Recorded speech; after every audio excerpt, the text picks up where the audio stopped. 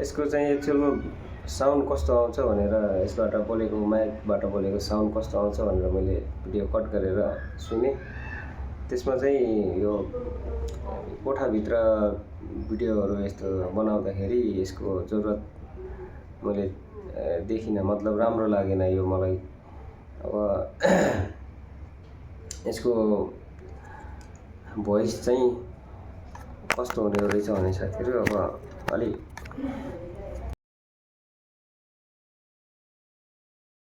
बोल्न पर्ने अब हुने रहेछ। यो अलि टाढाबाट बोल्यो भने चाहिँ साउन्ड त्यति राम्रो नआउने, भोइस राम्रो आउने रहेछ, क्याच राम्रोसँग गर्न नसक्दो रहेछ यसले।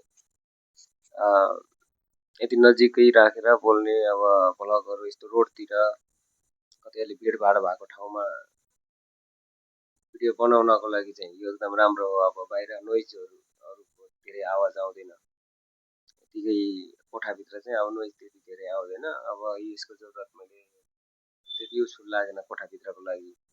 बाहिर रोडमा यस्तो भिडभाड भएको ठाउँमा गर्दाखेरि भोइस चाहिँ राम्रो आउँछ, नोइजको काम राम्रो गर्दो रहेछ यसले। त्यति नै हो साथीहरू।